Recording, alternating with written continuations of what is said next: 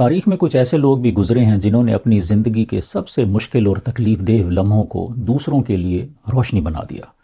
Viktor Frankl انہی عظیم لوگوں میں شامل ہیں۔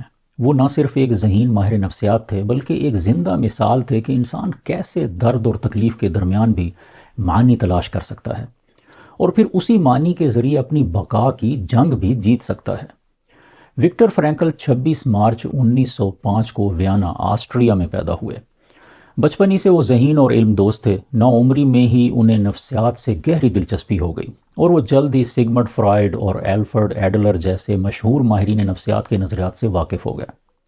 انہوں نے میڈیکل کی تعلیم حاصل کی اور خاص طور پر دماغی امراض اور ڈپریشن کے علاج میں مہارت حاصل کی، مگر ان کی زندگی کا سب سے بڑا موڑ اس وقت آیا جب انہیں اور ان کے پورے خاندان کو دوسری جنگ عظیم کے دوران نازیوں کے کیمپ میں قید کر دیا گیا۔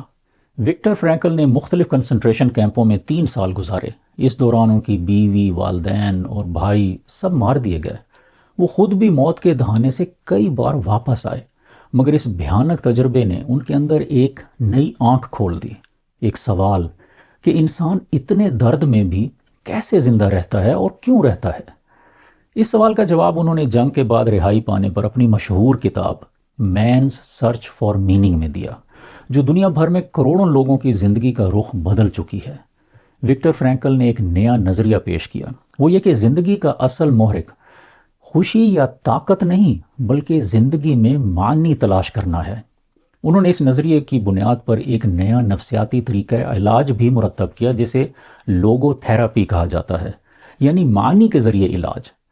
وکٹر فرینکل کہتے ہیں کہ اگر کسی شخص کو یہ یقین ہو کہ اس کی زندگی کا کوئی مقصد ہے، چاہے وہ مقصد چھوٹا ہو یا بڑا، تو وہ دنیا کی سب سے بڑی تکلیف بھی برداشت کر سکتا ہے۔ وکٹر فرینکل نے اپنی زندگی میں 30 سے زیادہ کتابیں لکھیں اور دنیا کے مختلف ممالک میں لیکچر بھی دیے۔ ان کی تعلیمات نے نہ صرف نفسیات بلکہ روحانیت، تعلیم اور مشاورت جیسے شعبوں کو بھی متاثر کیا ہے۔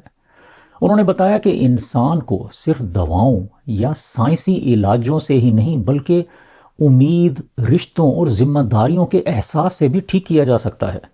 ان کی کتابیں آج بھی یونیورسٹیوں میں پڑھائی جاتی ہیں اور ان کے خیالات کو اپنی مہارات میں شامل کر کے ہزاروں معالجین دنیا بھر میں لوگوں کی مدد کر رہے ہیں۔ کچھ ماہرین نفسیات نے لوگو تھراپی پر تنقید بھی کی ہے اور اسے سائنس سے زیادہ فلسفہ قرار دیا ہے۔ ان کا کہنا ہے کہ یہ طریقہ صرف کچھ خاص حالات میں ہی کارگر ہے اور ہر مریض کے لیے فائدہ مند نہیں۔ تاہم خود وکٹر فرینکل نے بھی کبھی یہ دعویٰ نہیں کیا کہ یہ ہر مسئلے کا حل ہے، بلکہ انہوں نے ہمیشہ کہا ہے کہ ہر انسان کو اپنے اندر جھانک کر اپنے معنی خود تلاش کرنے ہوں گے۔ وکٹر فرینکل نے ہمیں یہ سبق دیا ہے کہ دکھ ہمیشہ رہیں گے اور حالات بھی ہمارے بس میں نہیں ہیں، مگر ہم کس زاویے سے انہیں دیکھتے ہیں یہ ہمارے ہاتھ میں ہے۔